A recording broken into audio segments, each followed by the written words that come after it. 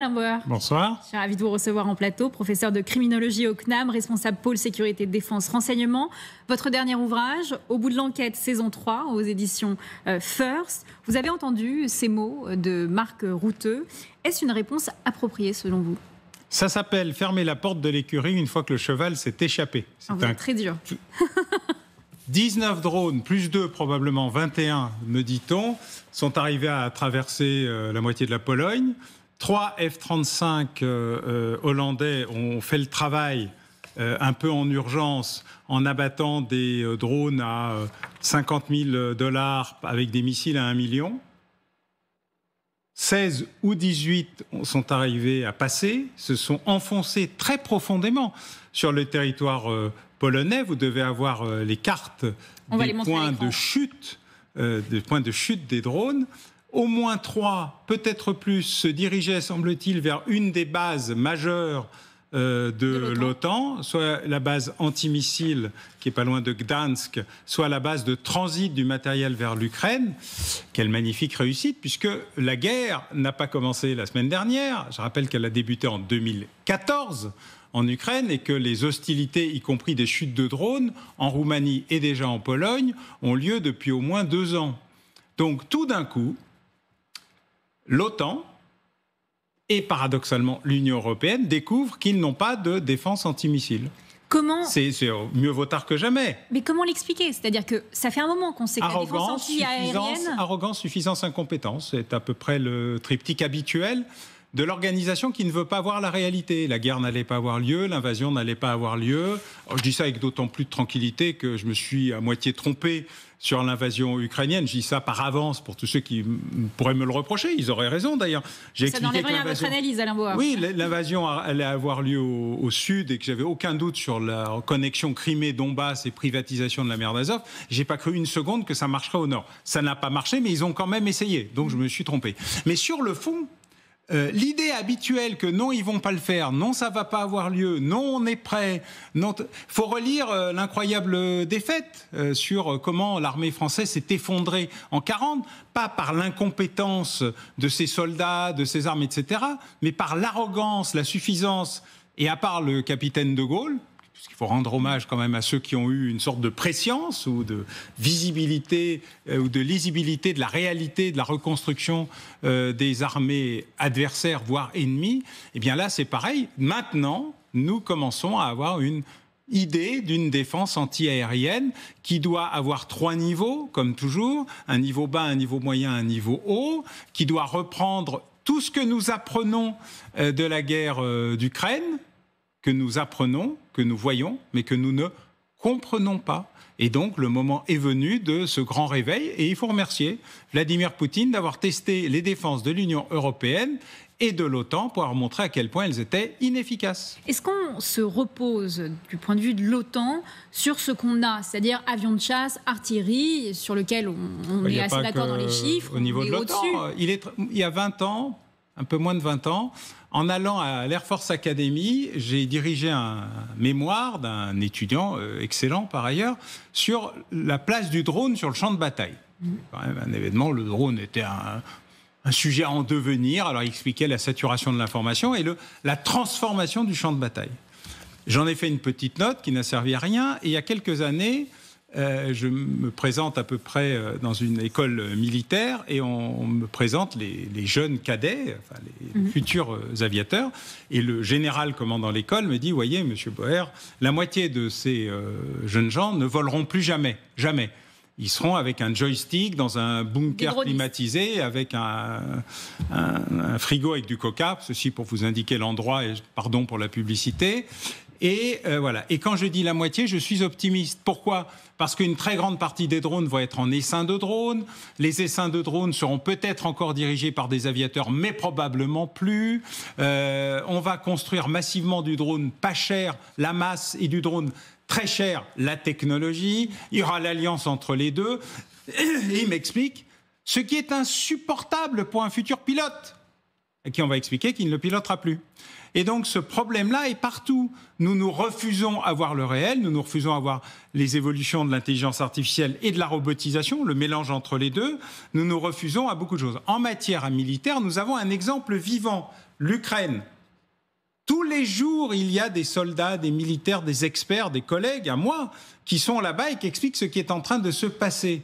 Mais nous ne nous sommes pas encore mis en situation de comprendre que c'est la même chose s'il y avait demain un conflit. Savez-vous combien les Chinois fabriquent de drones par an, militaires ?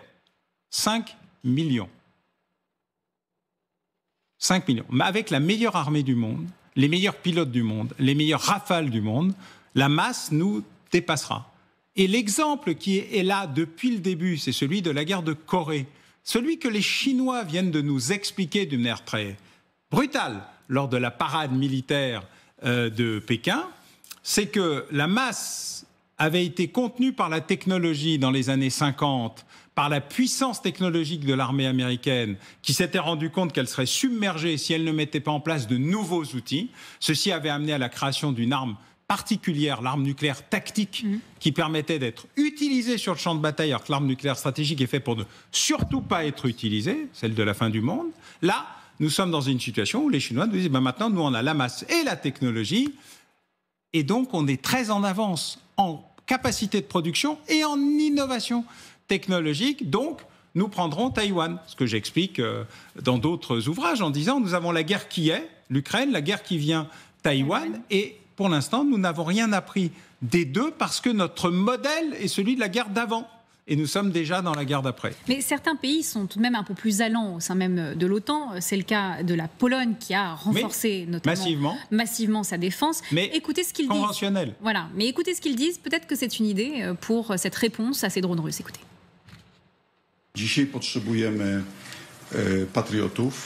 Aujourd'hui, nous avons besoin de patriotes, car les drones ne sont pas la seule forme de menace russe sur notre espace aérien. Nous avons également besoin d'un mur anti-drone. Nous avons besoin d'une défense aérienne contre les missiles manœuvrables comme celui qui est tombé proche de chez nous pendant cette guerre. Mais aussi contre ces nouvelles techniques d'utilisation massive de drones.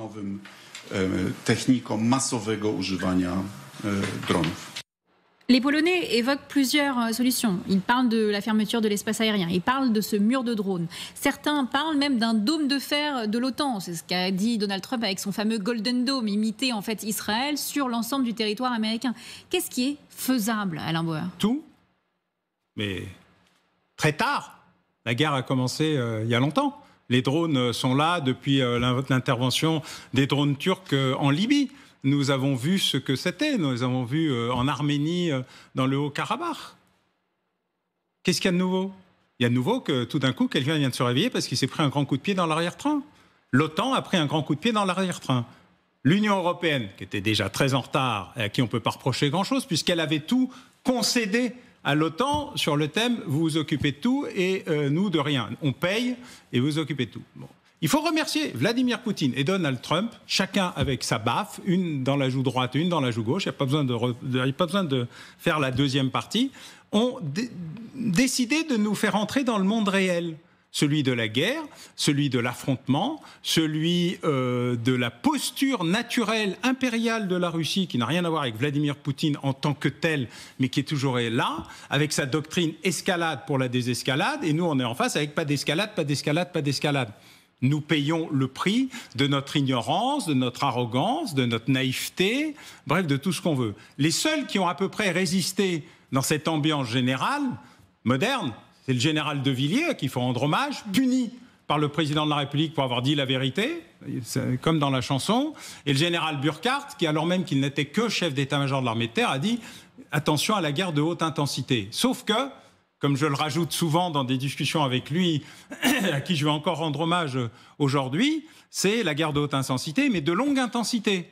On a besoin d'outils pas chers, nombreux, peu chers, moins nombreux, très chers, et très adapté. Et donc, il y a 3 niveaux de défense en matière anti-aérienne, anti-drone, anti-missile, anti-essaim de drones, anti-nouveautés qui arrivent un peu partout. Et même tout ça ne fonctionne qu'à 90% au mieux. Comme les Israéliens, qui sont ceux qui sont allés le plus loin dans la défense d'un territoire petit, étriqué, entouré d'adversaires ou d'ennemis, le démontrent, c'est que dans une pluie de drones ou de missiles avec les outils qui ont été développés par les Iraniens notamment, eh bien, il y en a quand même une dizaine ou une douzaine qui arrivent à passer quand il y en a 200 ou 300 qui sont lancés contre l'État d'Israël et qui font beaucoup de dégâts.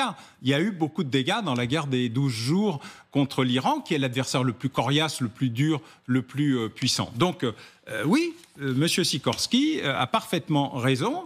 Il a parfaitement raison et le gouvernement polonais, comme l'ensemble des gouvernements faisant partie de l'Alliance Atlantique, aurait dû se lancer dans un processus de protection de leur espace aérien au moment où la guerre d'Ukraine a commencé à dépasser les 3 premiers mois, qui était la limite absolue, invraisemblable que les Russes s'étaient donnée pour conquérir l'ensemble de l'Ukraine. Les Ukrainiens nous expliquent tout, nous montrent la voie, développent des missiles et des drones qui leur sont propres, arrivent à faire des opérations extrêmement osées, toile d'araignée jusqu'au cœur de la Russie avec un camion qui ouvre avec des porte-drones. Il faut regarder attentivement le défilé et la parade militaire chinoise. Nous sommes aujourd'hui face à une révolution dans les affaires militaires. Ça n'arrive pas très souvent, mais c'est le cas. Et aujourd'hui, nous sommes démunis car nous n'avons que quelques batteries de drones pour protéger pour l'essentiel nos avions nucléaires stratégiques. Heureusement, nous avons des outils, nous avons des industriels, mais il faut écouter le patron de Dassault qui vous dit on nous force à faire des trucs qui n'ont aucun sens, à faire des alliances qui ne tiennent pas, et on nous parle beaucoup, mais on nous commande peu. À un moment, voilà, l'investissement industriel, l'économie de guerre, l'industrie de guerre, la capacité à défendre ce pays nécessite un peu de travail et moins de paroles. En parlant d'alliance, il y a de l'alliance franco-allemande dont vous parlez, de ces alliances qui ne fonctionnent pas sur le long terme. Que peut-on faire au niveau européen pour protéger le flanc Est ? C'est vraiment fascinant de voir les différentes réactions des pays européens, notamment la France, qui aujourd'hui a pris des mesures diplomatiques, convocation de l'ambassadeur de Russie aujourd'hui au Quai d'Orsay.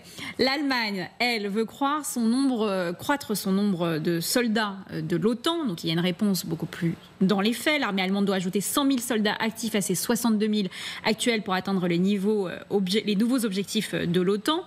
Quand on voit cette prise de conscience assez différente, c'est-à-dire on a une réponse diplomatique, de l'autre côté on a une réponse militaire. Est-ce que les Allemands font preuve d'un peu plus de courage que nous, Français ?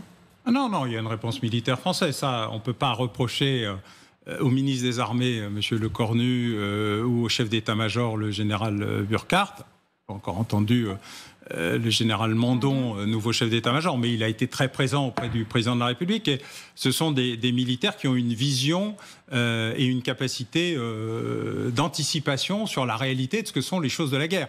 Après, il faut aller à Bercy où on vous explique comment vous passez de tout ce dont vous avez besoin, puisque sur l'ensemble des services publics, et c'est pas pour rien que les citoyens français sont mécontents, c'est pas seulement à cause de la manière dont le pays est géré, c'est surtout dans la manière dont on leur a expliqué qu'on pouvait éliminer tout ce qui était le cœur du fonctionnement central de l'État. Or, en France, l'État ayant façonné, créé et promis une défense, une sécurité à la nation, quand vous n'avez plus rien et que tout se délite, l'école, l'armée, la sécurité, la police, l'éducation ou la santé, il y a un moment où il y a une sorte de... à quoi est-ce que l'État sert, puisqu'il ne répond plus à la promesse qui est la nôtre et au contrat qui nous permet à nous, citoyens, notamment de payer des impôts.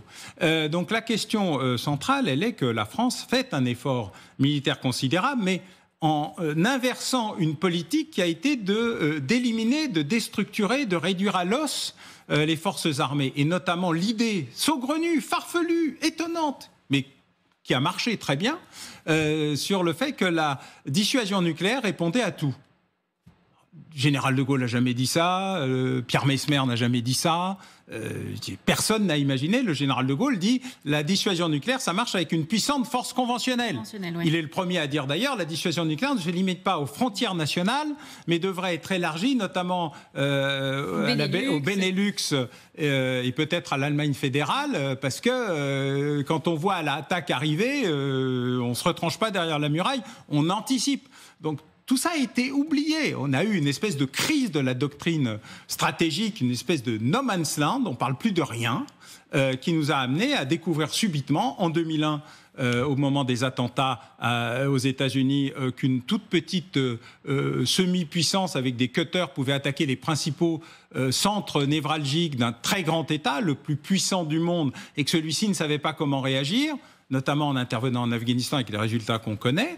Et donc, depuis, nous sommes à la recherche d'une doctrine de défense opérationnelle du territoire, où aujourd'hui, on a une capacité qui est grosso modo limitée à la gendarmerie nationale, à condition de lui redonner cette capacité, 95% du territoire, 95% des frontières. Donc, on sent bien qu'il y a là une force sous-estimée et sous-équipée pour cette partie, alors que c'est une force militaire, même si elle est en dotation au ministère de l'Intérieur, dans de très bonnes conditions d'ailleurs, il faut le souligner, et puis une armée qu'il va falloir restructurer pour qu'elle arrive à défendre un peu plus de 80 km de long sur 10 km de large, comme l'ont dit il n'y a pas si longtemps, les parlementaires qui ont une idée de ce qu'est l'état de cette armée à qui on a réduit le nombre d'effectifs. On avait une armée de projection. Ce n'est pas une armée de défense, c'était une armée pour faire du maintien de l'ordre en Afrique. Bon, en Afrique, on a été à peu près mis dehors d'à peu près partout. Il reste 2-3 trucs qui traînent. On ne sait pas combien de temps ça va durer. Mais la défense de nos territoires et nos territoires ultramarins, les enjeux en Nouvelle-Calédonie, en Polynésie, immense territoire. La Polynésie, c'est aussi grand en termes de présence maritime que le territoire de l'ensemble de l'Union européenne. Vous prenez la carte de nos ressources maritimes en Polynésie, de la zone économique, et vous la plaquez sur l'Europe, c'est aussi grand. Donc l'Union européenne. Donc il y a un enjeu, et donc tous ces enjeux doivent être revisités au vu de nous avons désormais un adversaire qui ne se cache pas. Je ne dis pas qu'il veut nous attaquer, je dis qu'il représente une reconstruction impériale qu'il assume parfaitement. M. Karaganov, encore aujourd'hui, explique, enfin en juillet, mais traduit enfin aujourd'hui, explique dans un très long texte comment est la reconstruction du rêve impérial russe. Il faut les écouter, Souslov, Surkov, Karaganov, tout le monde parle tout le temps et nous faisons d'immenses efforts pour ne jamais écouter ce qu'ils nous disent. Mais pouvons-nous le faire quand on a une réponse, celle de Donald Trump, qui est tout de même assez consternante au regard des menaces? Regardez. C'est peut-être une erreur, c'est sûrement une erreur. Indépendamment de tout ça, je ne suis pas du tout content par rapport à toute cette situation. Mais heureusement, tout ça va finir. Et c'est exactement ce que dit l'ancien ambassadeur de Russie en France. Écoutez. C'était une erreur, c'était un accident, c'était une entrée accidentelle dans l'espace aérien de Pologne. D'ailleurs, notre ministère de la Défense a averti tout de suite les Polonais que la Pologne n'est pas visée par ces drones, et en même temps, ils ont dit « nous sommes prêts à répondre à vos questions si vous les en avez ».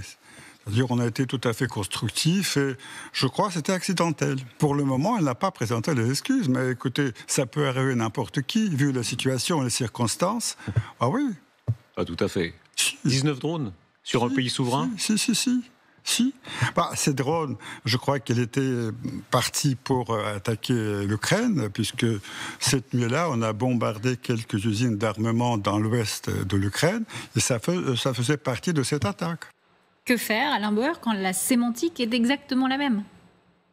Y faire avec l'idée que c'est à nous de nous défendre et pas aux autres. Mais pour l'instant, il n'y a pas de sous-traitance de la défense. D'un point de vue financier, je veux dire, de sortir de la dépendance américaine. La plus grande puissance financière.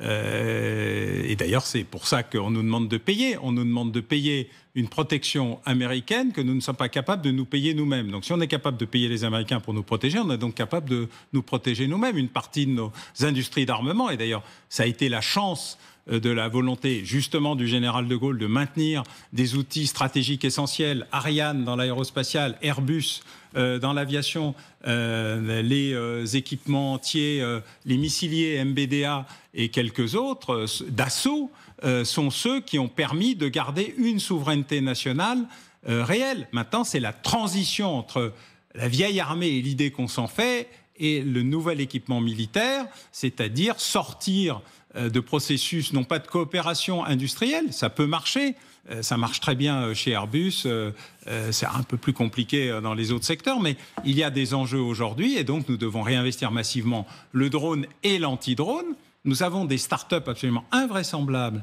de compétences, de capacités, d'inventivité qui, au bout d'un moment, vont aller ailleurs parce qu'on leur offre enfin les moyens financiers d'acheter leurs brevets et leur cerveau. Il y a un moment où on est peut-être capable de cesser d'acheter aux autres pour nous acheter à nous-mêmes. Et de ce point de vue-là, la France a beaucoup d'atouts, considérablement. Donc c'est un enjeu. Maintenant, nous avons perdu énormément de temps dans l'illusion. Est-ce qu'il y a un problème de volonté également, par exemple des Allemands, de se défaire du système américain ? Au moins, il y a un système américain.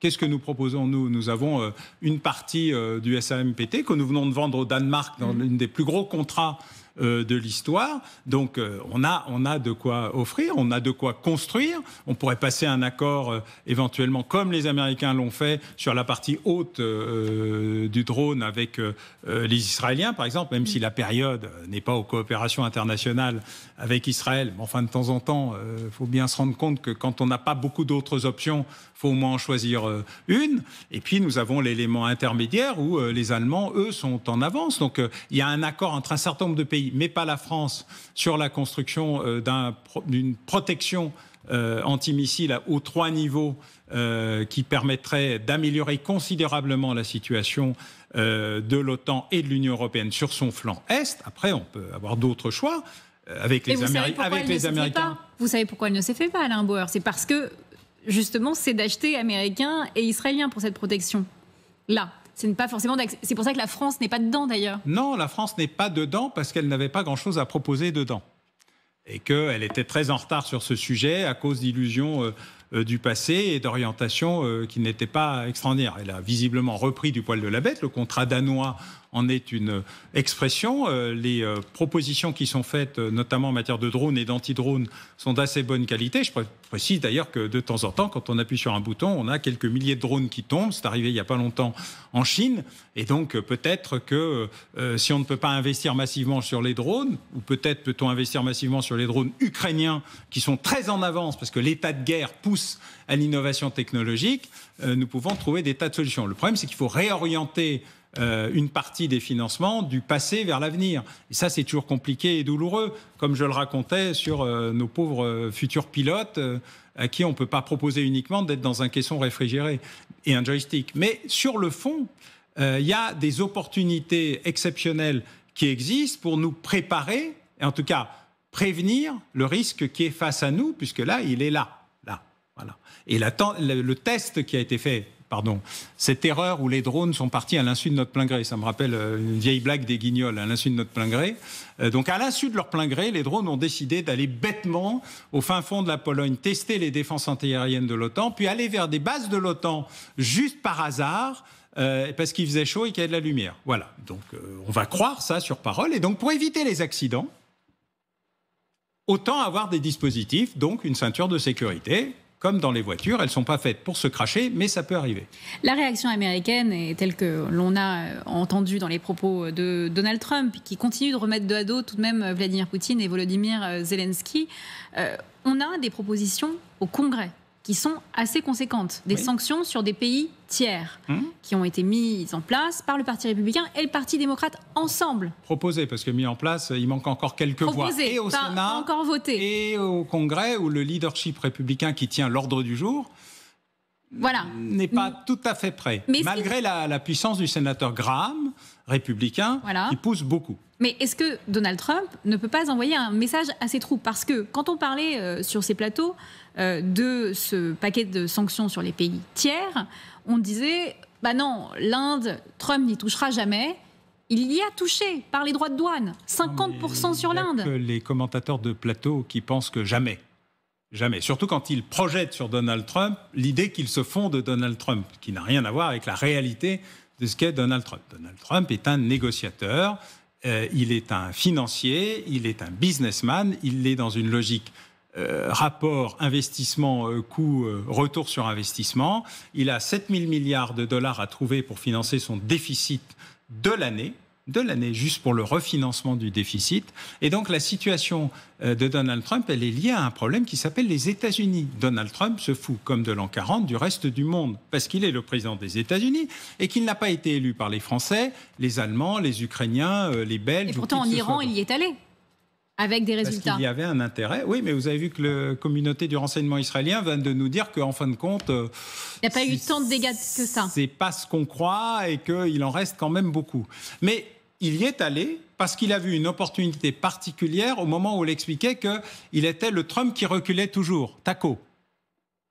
Trump always chickens out. Voilà, Trump recule toujours au dernier moment. Et là, il avait un problème de réaffirmation de son autorité. Mais ce n'était pas un sujet... Les États-Unis n'ont pas de politique étrangère, ou assez peu. Ils exportent leur politique intérieure en fonction de leurs intérêts particuliers. De temps en temps, vous avez Franklin Delano Roosevelt, une révélation.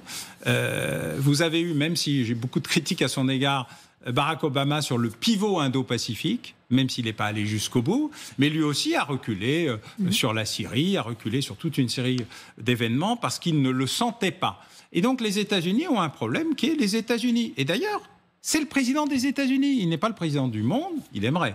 Il n'est pas le président de l'Europe, il n'est pas le président de la France. Et donc son problème est très différent de l'idée que nous en faisons. Alors que nous avons des comptes à demander à notre président, notre gouvernement, notre Parlement, sur la manière dont on peut imaginer la protection des intérêts français sur le territoire métropolitain et, je le rappelle, dans les Outre-mer. Donald Trump, qui est préoccupé, comme vous le dites, sur la scène nationale, préoccupé notamment par l'assassinat du célèbre podcasteur Charlie Kirk. Le tueur aurait été arrêté, on l'apprend ce soir par Donald Trump.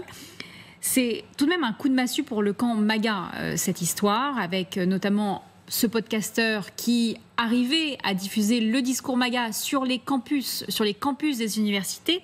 Alors il était pré-MAGA. Pourquoi pré-MAGA ? Pourquoi vous dites pré-MAGA ? Parce que tout jeune, j'ai rencontré une fois en 2018, je crois, je ne suis plus tout à fait sûr, c'est un évangélique, c'est un pasteur, c'est un pasteur politique, c'est pas un pasteur, encore qu'il est très croyant, il l'était, pardon, très croyant.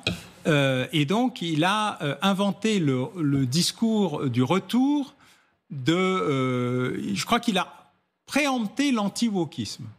C'est-à-dire qu'il s'est toujours présenté dans une logique, y compris quand il a été refusé à West Point, qui est le début, il voulait aller faire l'armée, et en fait, en fonction des critères, couleur, origine ethnique, âge, sexe, origine géographique, il disait qu'il n'avait pas été pris, alors que la personne qui a été prise à sa place était plusieurs centaines de points. On compte en points les résultats aux examens, les critères de recrutement.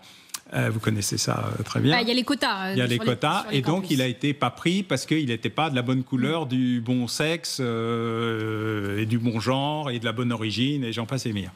Et il a créé une espèce de réaction, au sens réactionnaire, une réaction, face à ça en disant... Et alors, il a été très critiqué par l'ultra-droite, l'alt-right, parce que lui dit, mon problème n'est pas la couleur, n'est pas l'origine, n'est pas le sexe, n'est rien du tout, mon problème c'est la compétence. À compétence égale, on prend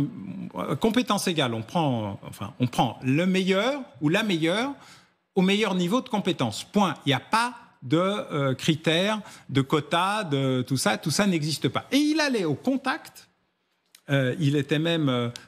ça tournait là dans où son il émission Surrounded, où il était assis. Voilà, alors là, il était en plein air et pas dans un amphi, mais il disait « challenge me » ou « prove me I'm wrong », testez-moi ou démontrez-moi que j'ai tort, et il avait un bagou, une capacité, une constance extrêmement déstabilisante. En fait, il faisait venir quelqu'un du public sur la chaise d'en face pour débattre avec lui. Il arrivait même à avoir, ou même dans l'amphi, moi j'ai regardé plusieurs de ces émissions, et c'était très intéressant parce que c'est un vrai débatteur, mais c'est un vrai débatteur qui allait au contact du débat. Et sa puissance, c'était 250 000 adhérents, une présence dans 3 000 écoles, des millions de youtubeurs, téléspectateurs, bref, de spectateurs sur ces réseaux. Et c'était une vraie puissance. Et à 2 reprises, il a pris le parti de Donald Trump, alors même qu'il n'était pas trumpiste.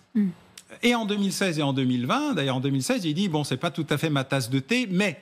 Voilà. Et donc, il a toujours été quelqu'un d'extrêmement engagé. Et donc, c'est un symbole, effectivement, de l'aile marchande jeune, très puissante, et qui a beaucoup fait pour que les jeunes hommes, surtout les jeunes hommes, mais pas seulement blancs, les jeunes hommes, quelles que soient leurs origines, se tournent vers Donald Trump, qui n'a jamais fait des scores aussi élevés chez les jeunes hommes et chez les jeunes hommes latinos et même chez les jeunes hommes afro-américains. Donc il a été un élément puissant de basculement d'une partie de l'opinion jeune qui était massivement démocrate vers un transfert pas suffisant pour contrebalancer les démocrates, mais pour venir les chercher sur leur propre terrain, ce qui a expliqué un certain nombre de défaites dans des États où...